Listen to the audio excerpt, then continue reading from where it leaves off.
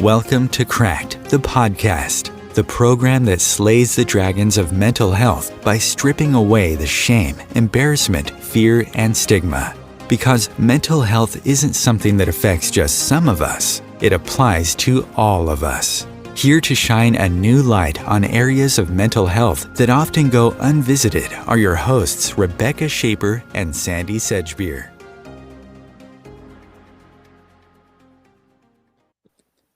Hello and welcome to Cracked, the podcast with me, Sandie Sedgbeer. And me, Rebecca Shaper. At a time when so much is uncertain, the world is isolated, nations are divided on a variety of issues, and depression, stress, and anxiety are on the rise, it can be very challenging to maintain our emotional balance. And I think that's especially true when we are caring for loved ones who themselves are having a hard time. Sister Jenna is a prominent motivational speaker, a spiritual mentor, author and teacher. She's the founder of the Brahma Kumaris Meditation Museum in Maryland and Virginia, and host of the popular syndicated radio show, America Meditating, which focuses on wellness, current events, healthy living, self-help, meditation and empowerment. Sister Jenna joins us this week to share her professional and personal insights on several important current topics, including mental and emotional wellness, the power of meditation, and coping with loved ones who are experiencing heightened anxiety and cognitive decline. Sister Jenna, welcome. Pleasure to be with you both. Your story is a fascinating one. You had this big, luxurious, materialistic life owning clubs in Florida. Then you had a very profound experience with God. Could you please share that experience and how it led you to the work you are doing now? Going to need to do 10 shows for that. Okay, well, this is number one. Well, here we go. You know, I think we're all called. I think all of us are getting a calling, but I think we're so busy and wrapped up in our lives we don't respond. And I think for me, it must have just been my destiny. Yes, you know, I used to look attractive. I used to really dress really nice. I used to have an extreme lifestyle. I loved my luxury cars, my condo overlooking the Atlantic. But I believe when I felt that energy, it was this ray of light came into my consciousness. I was like, I've never had that. And I went to India for a month and a half, and I didn't come back as Jenna anymore. I came back as Sister Jenna. And I just sat for a month and a half. I couldn't go back to the club, so I sold out my shares. I couldn't go back to the old version of myself. It just felt sacrilegious to do that. And so Dadi Janki, who at the time was the head of the Brahma Kumaris, she passed away last year, by the way, at 104. Wow. She had her eye on me since I was 17. And it was her vision. She says, I think you're ready now. And I said, I think so. And I went into the ashram. I got trained for the first 4 years in New York under the leadership of Sister Mohini, who's the additional administrative head of the Brahma Kumaris. And here I am, almost 30 years later. Can you believe it? Wow. Well, I think you look beautiful, and it wears well on you. Do you think that, those completely diverse experiences, that really the first part of your life was a kind of practice training ground for what was to come later? I mean, were there things that you learned there that were very helpful to you later? Running a nightclub, you're interacting with so many people, you love diversity, you want to see people happy. Yes, I got them intoxicated, but now I get them intoxicated with knowledge, with environment, with presence. You know what, sisters? We're all being prepared for something, no matter how much we cut it up. I think my father being Hindu and my mother being an African Caribbean whose belief system was in the Roman Catholic tradition gave me insights growing up. God's not a religion. And my latest quote, which actually so many people have been telling me they love it, is that I wake up every morning at 3:30, 4 o'clock. That's when I listen to what's happening up here at the soul level. And what came out of me was, you can't squeeze God in a religion. He's too big for that. And it was just so powerful for me. And that's what it is. Every day, something new opens up for you. And that's the path of spirituality for all of us. Yeah, you said about your Hindu family and your mum. I mean, your mum was somebody, I've heard you say, who was looking for something. I mean, she tried on a few different religions, didn't she? She was a Rastafarian, she looked into Judaism, Muslim, Buddhism, and then she found Brahma Kumaris, and that changed everything. And that changed her too. Can you give us a brief rundown of how you saw your mother change after that? Yeah. You know, it's funny, just 2, 3 days ago, I was very emotional with her. And I was telling her, you know, every time I do a talk or a lecture, I talk so proud of you and look at you today and look at what you're doing. And I caught myself and I said, what's happening to you?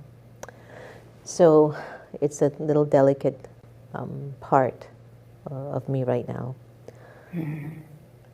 I think because I'm aware of her upbringing and being orphaned at 7 in Jamaica and, you know, protecting her younger sisters from men with bad intentions and dealing with whatever they wanted to do with her sisters just to protect them.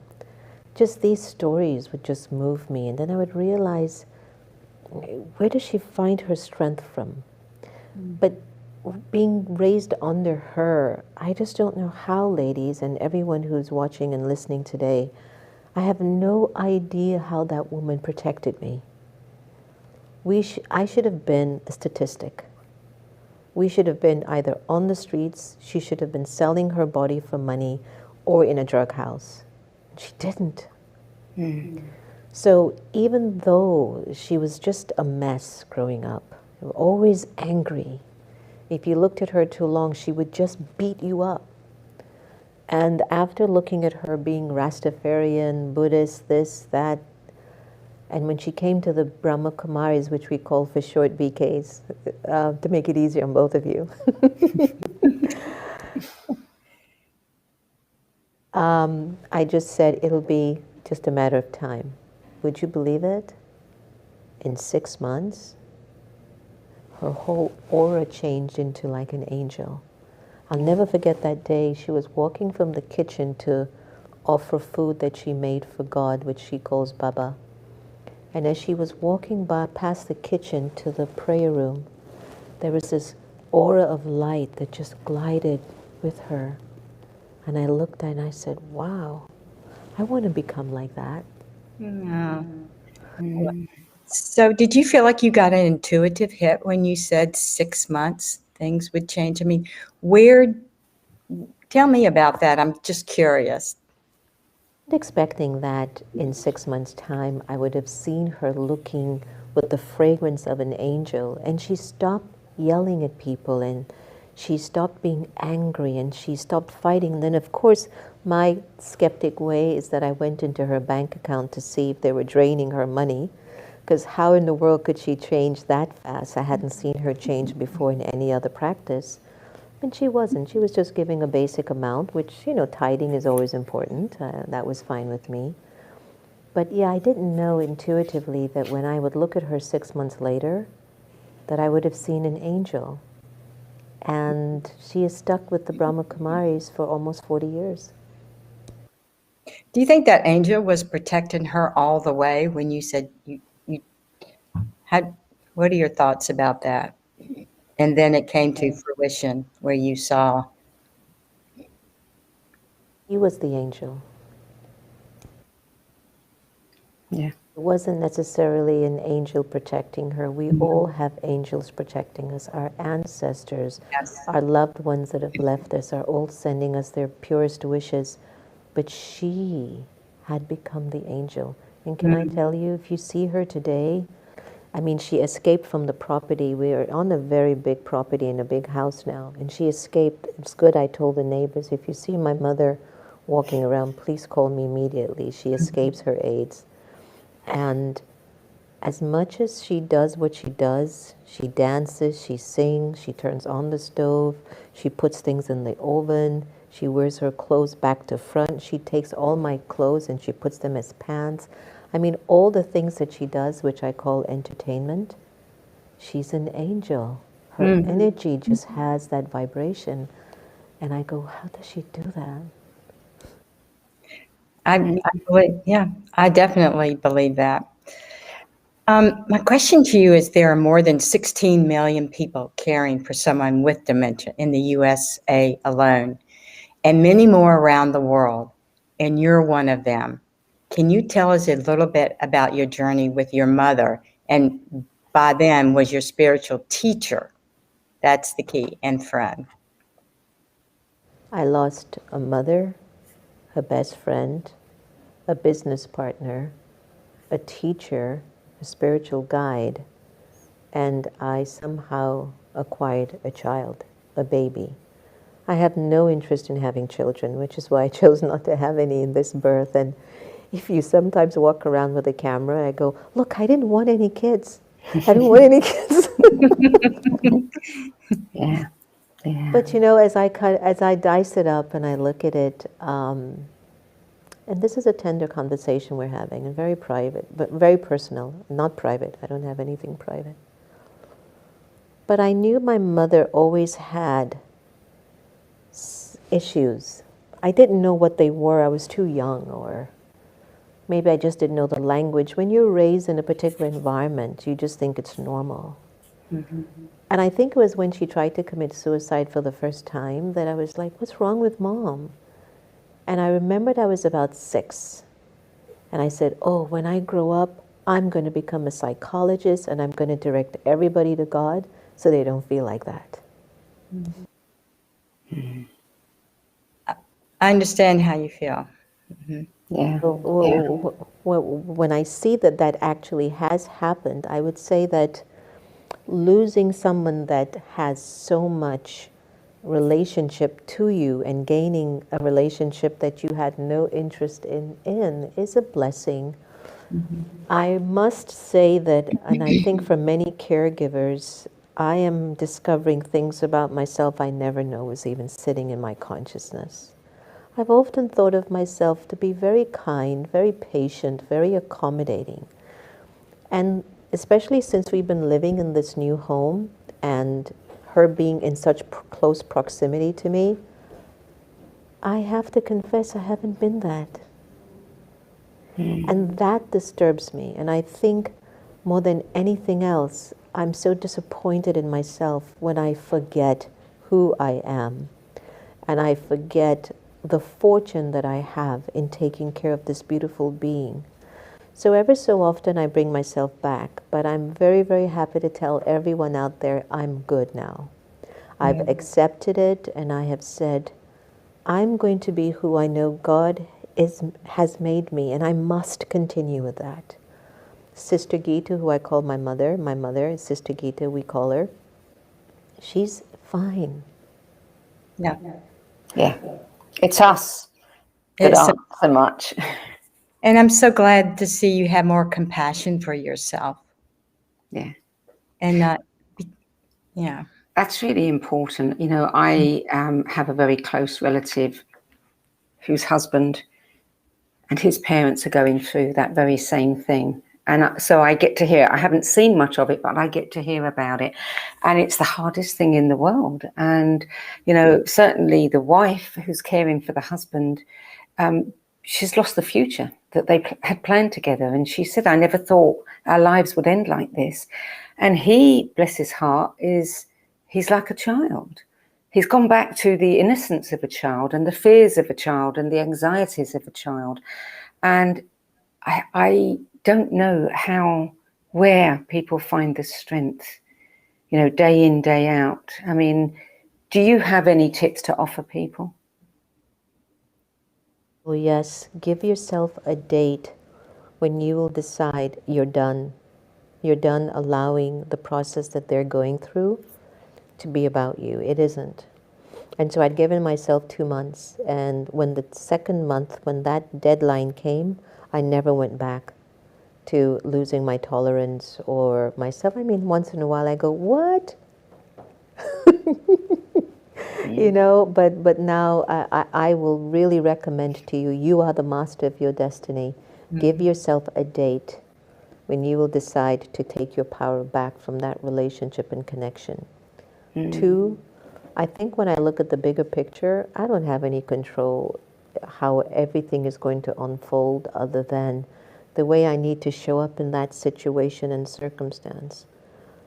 I believe we all have mental health opportunities. If you notice the word I've used, mental health opportunity. And I feel that we don't have to get to the point of trying to commit suicide or witnessing your mother laying in bed for months or you being too young to even understand if that's not normal. And then maybe being brought up in such a culture that you were determined to keep yourself happy and healthy because you go, I can't go there. I don't know what's the reason why our lives unfold the way it does, but I think the best thing that we can offer ourselves is the attention and the interest to keep checking if you're okay. And I believe that if you ever feel that you're not, you must do something about it. You can't allow that to become your norm. So whether you give yourself a date and determine when you're not going to allow the outside to keep influencing you all the time, or you look at the situation and you say, that's their role to play, that's their part. What's my part here?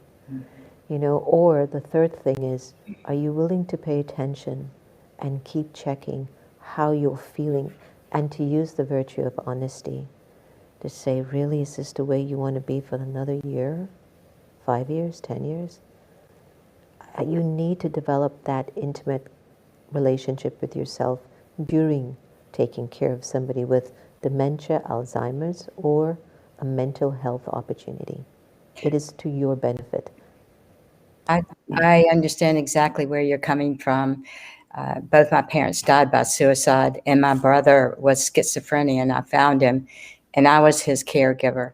But along the way, I realized I had to do some self-care, and you're exactly right. But for me, there were lessons along the way that I learned, and I'm very grateful for those lessons. And I feel that way for you. We're evolving and we're learning lessons continuously. So I just congratulate you and honor you. I have to say that my family, staff, friends, they have been such a big help, and it doesn't matter how great your position is in the world and how respected you are with the world outside of your home. I think it's important for you to reveal the truth about how you become powerful. That it's not that God just appoints you his little saint in the world and all of a sudden life is a bed of roses and you're perfect and you're on stages and people think you're God and all of this. Yes, maybe so. But let me tell you what I've done to get here and what I go through and what are some of the opportunities that continue to knock on my door. One of the things that I feel is really important, sisters and everyone out there, is maybe I'll just go back again. You've got to check how you're feeling. And I remembered sometimes I'll wake up and I'll tell the staff, I'm not feeling good today. And they immediately just go into gear, let's look out for sister. And I feel that sometimes we're so ashamed or we don't feel confident enough to tell even the closest people, I don't feel good. I remembered when we first moved into the property and a month later, I'm just upset. I'm still getting used to going to a bathroom that I'm not used to. This is how much we become creatures of habit, right? Yes. And I remembered a month later, I'm sitting with the family and the staff and I said, I don't like the person I'm becoming. It's not me. And as I'm talking this through with them, they're listening, but I'm also hearing it back. And I'm quietly knowing I have to make adjustments. I must make adjustments because I'm worth that, you know? So I'm a big advocate of honest inner dialogue, not only with yourself, but with the ones you live with. Yep. Yeah. And it takes a lot of courage for you to ask for help, because as caregivers like yourself, it's hard to ask for help. Especially when you have a position like mine, where the whole Yes. world comes to me to be Yes. taken care of and to be protected, and I'm saying, I'm here for you. I can take care of you. It doesn't mean that I'm not going to go through moments when I'm like, oh, that's a lot. I need some more time. Yeah. Yes. That being honest with oneself is a really important thing. I Yep. mean, you know, you said that people don't like to ask for help. We all feel that we should be strong. You know, we have to be capable. We can take care of it. Otherwise, we look weak. So we don't ask for help. But at the same time, you know, I think that it's not until we're tested, you know, as you said, we can think, oh, I'm kind and I'm generous and I'm doing this, and then suddenly we have an experience like the one you're encountering, and we start finding ourselves reacting rather than responding, and then we think, oh, maybe I'm not as kind as I thought I was. You know, I need to have a look at myself and have a conversation with myself. You know, what is bothering me? Why? I'm thinking of a young lady who, she's Persian. And I remembered when she would come to the museum or to the center, and she would always like bubbly, you know, like always happy. And I just knew her happiness wasn't real. It was like a running away from. And I'll never forget the day when I was just being very open and honest with her and saying, you know, some days I don't always feel so great, and I don't always need to prove to people that I am. And I don't know if that was a turnaround point for her. But I think that we've had this stigma of mental health opportunities, that something is wrong with me or I'm so weak if I'm not happy, and suppressing the real feelings that you're going through is adding to your mental health opportunity, which sometimes means I might need more time to sort out what I'm going through because I haven't been honest with myself. Do you know what I mean? Yes, exactly. Yes. I've seen some reports recently. People are actually looking at this elusive thing called happiness, you know, and we're all chasing it. But I don't think many of us actually realize what happiness is. We think it's going to be that or that or that, but it's something else entirely. Happiness is within. Yeah.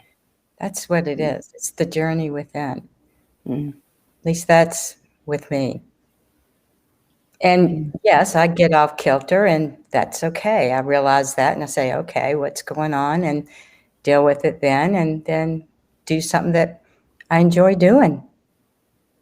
A show like yours is so important, and why I was so wanting to be on it, it's because you're touching on something that, I mean, yes, has been a stigma in the past, even more so. I mean, there was a time when India had the highest rates of suicide of all the countries in the world, one. Wow. Secondly, it was one of the #1 countries that was coined the most depressed. And yet, when you look at Bollywood movies, you're like, there's no way that country can be depressed. But I think that what happens, I think it's important that what your show does, it invites every single one of us to reflect and remember that time when you were just so sad. And it's important that you distinguish sadness is different than depression. Yes. Right? It's like when you don't address the sadness and then you keep deceiving yourself, it turns into depression, I think. Yes. Yeah. And that's why that open dialogue is so important. And have you and I ever been able to articulate when we're feeling so low inside, so uninspired, like nothing matters, I don't care? I mean, do you even have the words to explain that? You don't. No. But what you do wish is that you can just call that one person that can make you laugh. You know what I do if I'm having one of my down days? I put on Ellen DeGeneres. She just cracks me up. Just like I go, okay. And I Good, you have a must tell you, go-to. the laughter is so important. Yes. Oh, yeah. Yeah. Yeah. Yes. We forget how to laugh.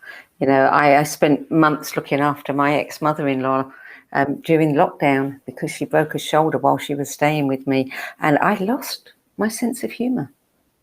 And I realised one day I hadn't laughed in months. That was my turning point. This is down to me. I'm the only one who can correct this. But yes, we take it all so seriously. And sometimes we have to remember that the joy in life, even with everything that's going on in the world, there are great moments, and there are special moments and tender moments, and we need to appreciate that more. We're going to go to a short break now, Sister Jenna. We'll be back in a few moments. You're listening to Crack the Podcast with me, Sandie Sedgbeer, and my co-host, Rebecca Shaper.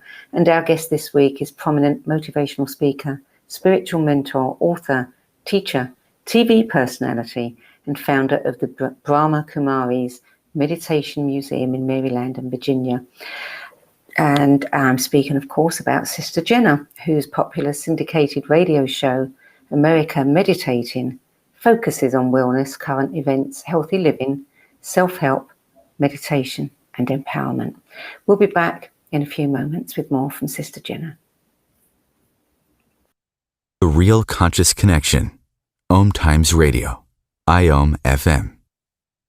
Om Times Magazine is one of the leading online content providers of positivity, wellness, and personal empowerment. A philanthropic organization, their net proceeds are funneled to support worldwide charity initiatives via Humanity Healing International. Through their commitment to creating community and providing conscious content, they aspire to uplift humanity on a global scale. Om Times, co-creating a more conscious lifestyle. Hello, I'm Sandie Sedgbeer, host of Om Times Magazine's flagship radio show, What is Going On? My passion is sifting through information, research, and innovations from new thought teachers, speakers, and researchers pushing back the boundaries of what we know about life, energy, metaphysics, and the universe. I love shifting perceptions about who we are, why we're here, and how quickly impossible becomes normal when we open our minds, expand our awareness, and accept that the only limits that exist are those we place upon ourselves. So if you're the kind of forward-thinking, eager investigator of what lies beyond the current reality that most perceive, why not make a date to come play with me in the field of possibilities at 4 p.m. Pacific Time, 7 p.m. Eastern Time every Thursday, and together we can discover what's really going on.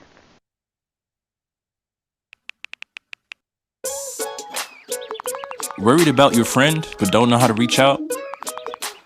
You can say how are you or get a fake tattoo. You can ask with an app if it works for you. You can chat with them in VR. It's all good if you think you should check in. Yeah, you should. Whatever gets you talking. Reach out to a friend about their mental health. Whatever gets you talking. Learn how you can help at seizetheawkward.org.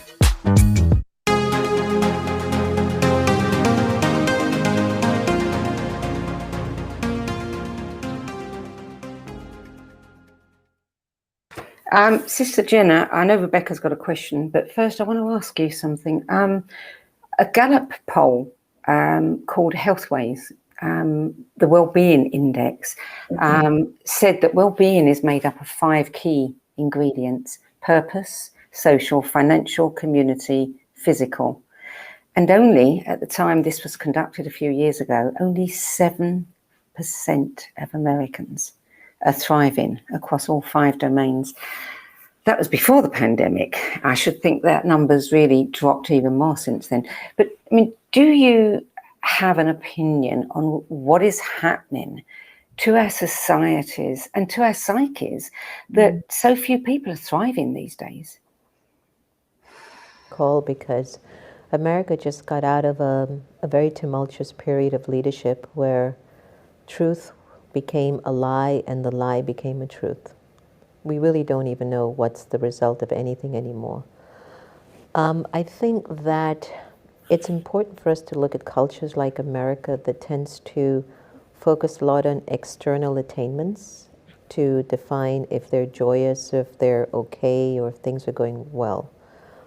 I think that if we can look deeper than the skin and you begin to focus on the interior world, and you recognize if the interior world is supporting and sustaining relationships, finances in a well way, the environment, the social settings of situations, then I think we'll get the right statistic, to be honest with you. You and I can show numbers and it looks like everything is going great, but the country that invests the most in antidepressants is right here. Yeah. It's right here. So what they're basically saying is, here are my dots, here are my checks. You've got money, you've got this, you thrive. Okay, 7% of you. Okay, good. No, let's look beneath the skin, beneath the eyes, and then ask the soul. And I wish world leaders would really begin to focus on the soul. One of the things I loved about Prime Minister Modi of India is that a few years ago, he declared at the UN International Day of Yoga. And never has a world leader come forward to say, let's do yoga, meditation. To me, I felt that was such a big plus, right?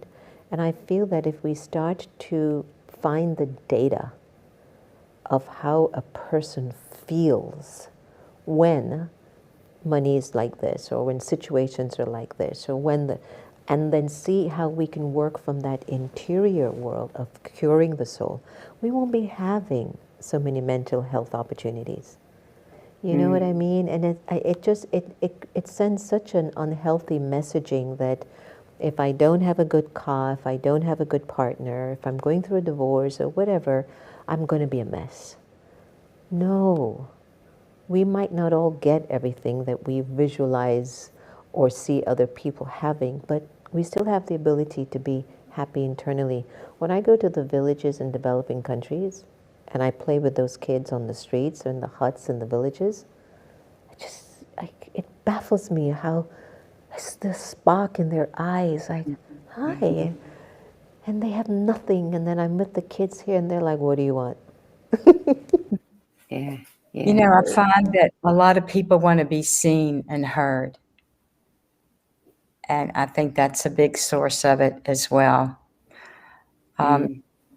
But you're right, when you go to other countries, it's very enlightening to see, even in the most poverty places, they're happy. And actually, I've been to India before, and I would see like 5 people on one motorbike, but they looked happy. I mean, they were happy.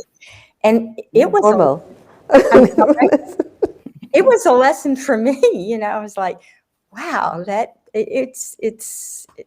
I just was very, very grateful to be able to travel and see. Yeah. Well, Educational.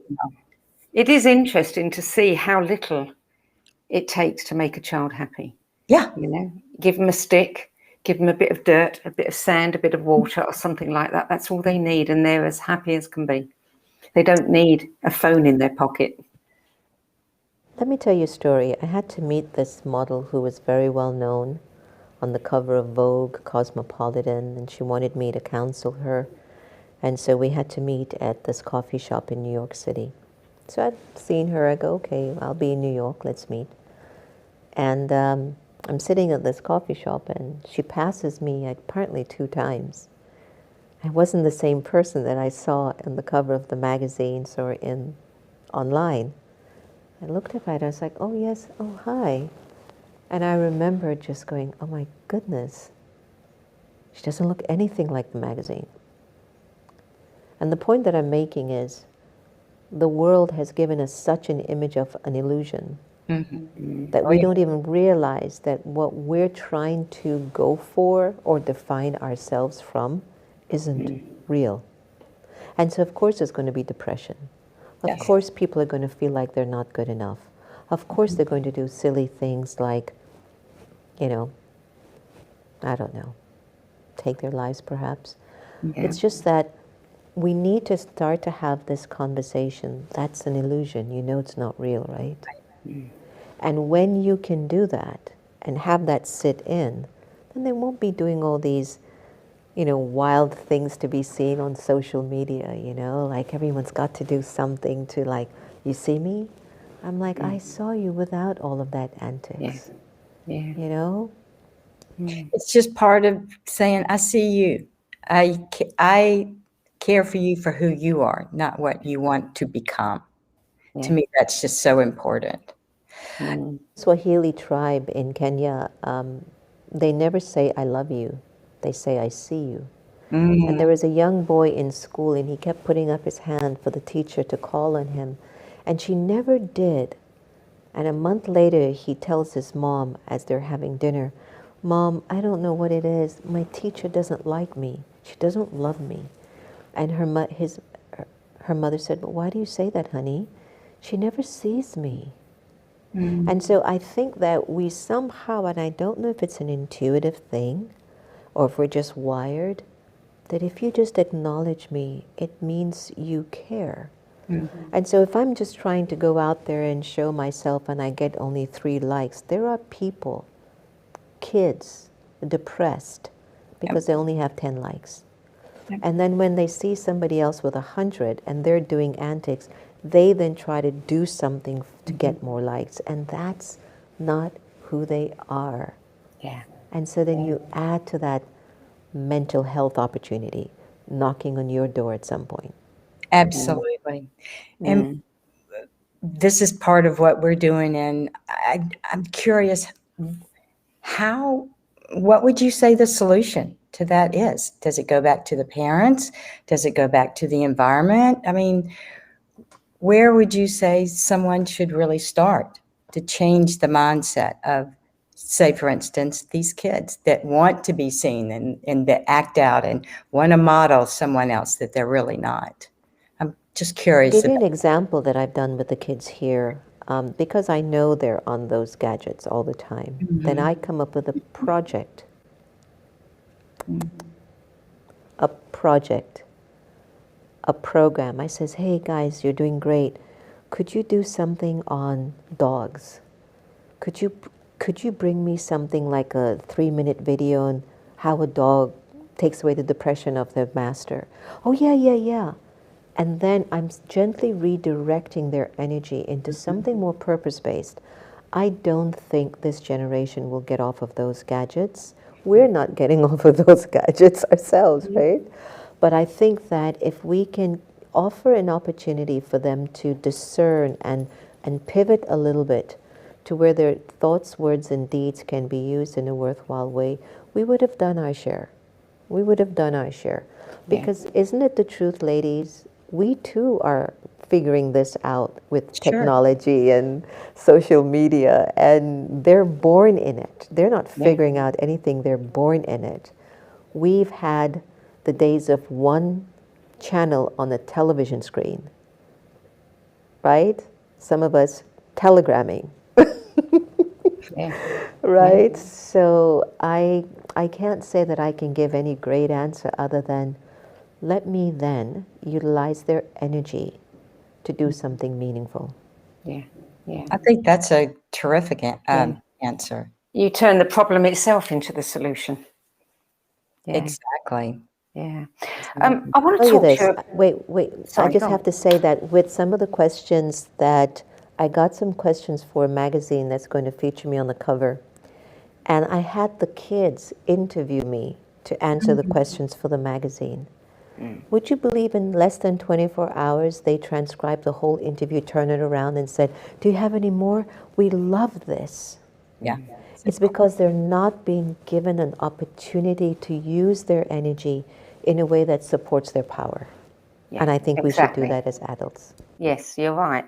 Yeah. That phrase right there, using their energy to support their power, that is so important. Yeah. Because we're just leaving them to play with the energy. Exactly. Yeah. Good point. Very, very proud. Because we've only got about 12 minutes left, I wanted to make sure that we talked to you about meditation. Now, we know This neuroscience has shown us how valuable meditation is, how it literally can change traits as well as states. And of course, your podcast is America Meditating, and you do focus on mental health and meditation quite a lot. And you talk to a number of people about their own health, because I think it's really important for us to hear that even the celebrities have their challenges. What is your thing about meditation? I mean, clearly you love it, but when did it start? What did it do for you? I'm not quite sure when it started officially. I think we all meditate, which is we've had a quiet moment where we were contemplating on something about our lives and we were trying to find an internal solution. So that's meditation to me. It's where I'm trying to heal. I'm trying to figure something out. As for me, what's been working for me has been the Raja Yoga meditation that I practice on a regular basis. And the way that I journey through that is basically everything I've told you today. I just show up really honestly with what I'm thinking and feeling. And I believe that if people can develop that habit, everyone will be a meditator. It's not just sitting for 20 minutes, chanting, reciting of scripture, a mantra, doing a beads. I think it's important that we get into this habit to check in with ourselves quite frequently. In the Brahma Kumaris, we do something called traffic control. So we pause every hour on the hour to check in. Am I Om Shanti? Am I at peace with myself, with my conscience, with my choices? And it has been helping us a lot. But I feel if anyone out there is curious about maybe even exploring new forms of meditation, first just keep asking yourself, are you okay? And that immediate response will be your trigger to helping you to direct where you need to go next. And so I'm not a proponent for meditation that says, empty your thoughts and empty your mind. I don't know how anyone's doing that. I mean, the soul is in the body, and the soul has a legacy that it's traveling with, and the soul has history and stories, and I want to feed from some of those stories. I don't want to empty those. So I think perhaps whoever started that, I think what they were trying to tell people to do is in meditation, focus on reducing or deleting waste and negative thoughts. So the genesis behind our waste and negative thinking, which is wasting our time, is an acronym that I would like to introduce called ALGE. It represents the intention of anger, lust, greed, attachment, and ego. And when my thoughts are driven by those motives, I will not be at peace with myself. So then I want to meditate. What do I want to meditate? I want to meditate to look inside of my mind and discern, should I be feeding my algae or should I feed the real me? And then when you, the soul, can make the decision and say, I don't want to feed that algae anymore. And then you start to enjoy the story and the thoughts that are based on love and purity and peace. So I would suggest to anyone that maybe is curious about meditating, find a meditation that develops your personality, that brings you into a better relationship with yourself and with others around you, with your environment, with your world. Find a meditation that doesn't pull you away from the world, but puts you into it and says, how can I serve? Find a meditation that makes your heart sing when you feel the connection to God's light streaming through your being. And God is saying, thank you for not putting me in a religion. All I wanted to do was love you. Find a meditation that speaks deeply to your being and makes you a better citizen for our humanity. That's my suggestion. That's because it comes from my world. But I believe that might be what we're all actually seeking in our own way. That's beautiful. My meditation is nature. I immerse myself. If I'm on the ocean, or if I'm in the forest or watching the birds, that to me is meditation. I'm curious, what is your definition of a soul? Energy, light, a level of consciousness. It is the life force that gives the five senses life to express what is recorded in your personality. It has the ability to feed two levels of consciousness, either the algae or the real you. And the soul is doing all of that. Yeah, very interesting. Your show, America Meditating, it's a daily show, isn't it? How do you keep up that pace? Yeah, I have everybody around me are the best. I think it's more how do I keep up with them? I think everybody behind making America Meditating such a success, they're wonderful. They're just the best people. And I'm fortunate to have a great group of people who are committed to the mission of contributing love and harmony to the planet. Is that the mission for your show? Yeah, the show actually started, might not know this, when Mom did her double mastectomy, and she's lying in the room, and my mother's a trip. She wants me to see she's got 2 bags dripping with blood, so she opens up her blouse like this, and I would pass her bedroom. I'm like, oh God, this woman of mine. And she brings humor to you, though, right? it's so the truth. You laugh. So I just Yeah. said, you know what, I've got to find her something to do. I've got to.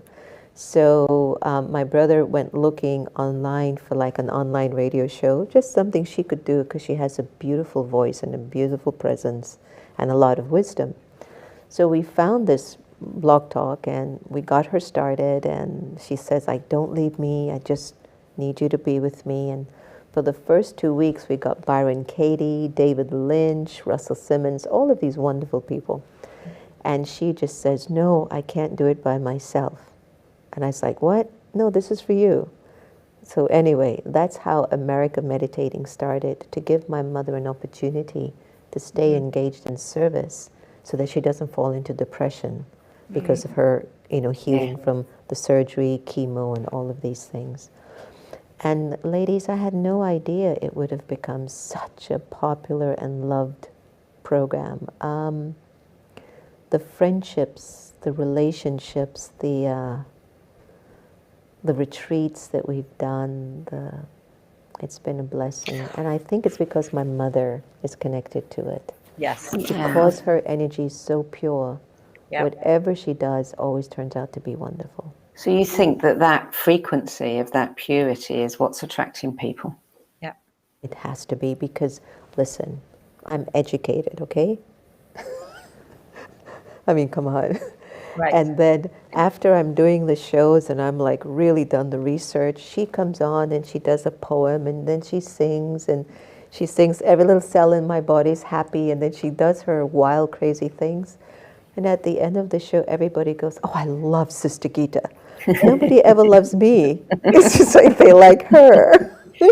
I think a lot of people love you, but also too, just hearing you talk about your mother, it's because she's free. She's who she is. She's Like a child. expressing her creativity. She is happy within herself, and to me, that's it right there. That's the cure for depression, isn't it? I mean, to just be free to express. Yeah, I do believe Said something that has creativity is. I'm sorry.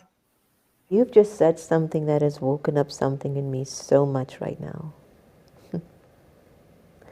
Where we might think something is wrong with someone because they're actually free, and you're the conservative one playing things safe and being in order and blah, blah, blah. Who's the one with really the mental health opportunity here? Yeah. Yeah. Exactly. Yeah. So yeah, it's the awareness of being able to see that too. So I think that speaks very highly of anyone to see the lessons in another person. I mean, my husband, I learned a lot from him. I learned a lot from Sandie, my co-host, and I'm always learning from other people. Yeah.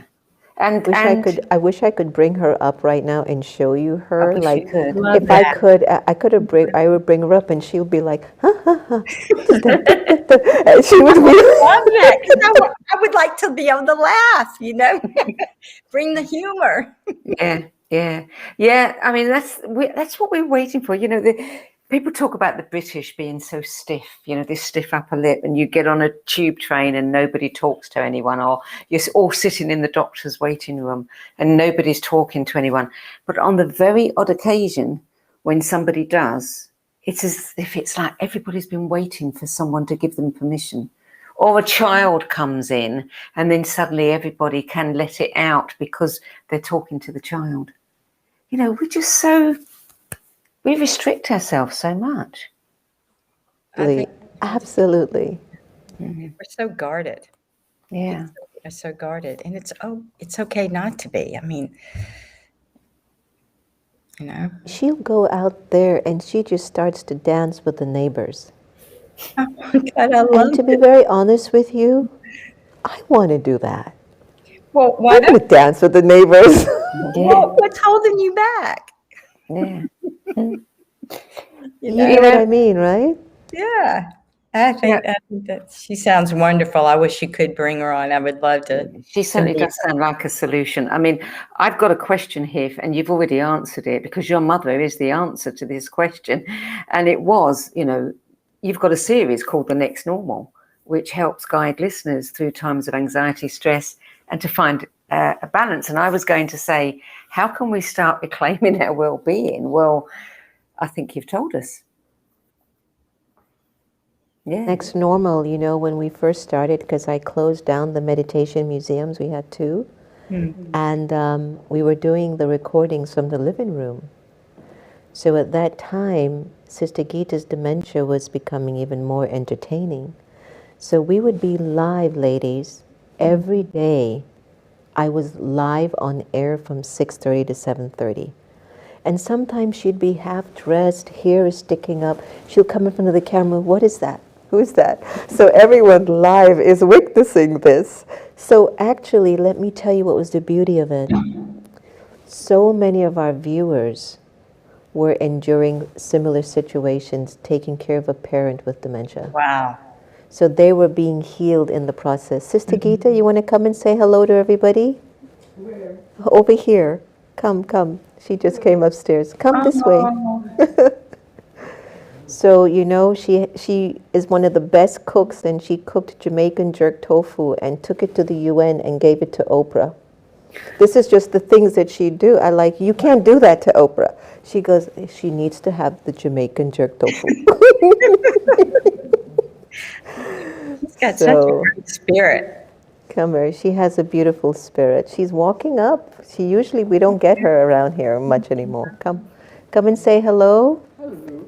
Over there, and say hi to the nice ladies. You want to say hello to everybody? Where are they? They're right there in front. We're here. No, don't go down here. Can you see her? No, now Ah. hello. Oh, you want to say anything to them? It seems every little cell in your body is happy. Every little cell in your body is well. Feel so good, feel so swell. Every single cell in your body is happy. I told you. Love that. How lovely. That's the perfect song to be singing. Exactly. We were just talking about that. Yeah. Oh, It's so lovely to meet you, Sister Gita. it is so lovely to meet you. And you have a daughter that loves you so much.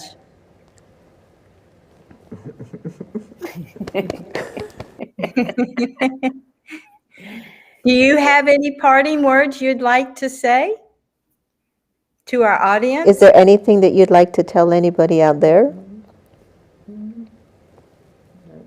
They're well. She wants to know if they're well. Anything else? She might ask them to take her to Miami because every day she wakes up, can someone take me to Miami? Well, I live in Anyway, Atlanta. I can't help you there. Why do you like Miami so much? because she had a condo in Miami and I used to take her there, and it was overlooking the ocean, the Atlantic. It's not because that's So where all the young people go and party. Yeah, I love the ocean too. Yeah, yeah. We've only got less than a minute left. I just want to ask you one last question, Sister Jenna, and that was about your being selected by EBW 2020 as one of the most influential leaders for 2015. And you said that your mission is to decode critical current issues and offer a perspective for folks to find clarity. Why is that mission so important to you? that it's important for us to have a dialogue and a narrative that can lead us into recognizing the conflict starts inside of you.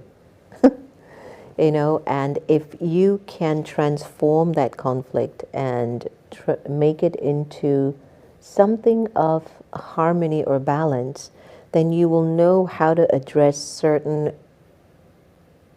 civic issues, national issues, global issues. And I think why we're not finding world peace yet is because folks are not recognizing how to find their own inner peace. Well said. Well said.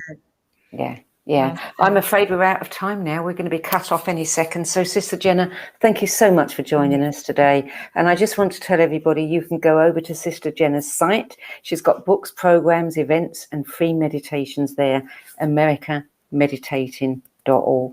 That's it for today. We'll be back at the same time in 2 weeks. Till then, it's goodbye from me, Sandie Sedgbeer.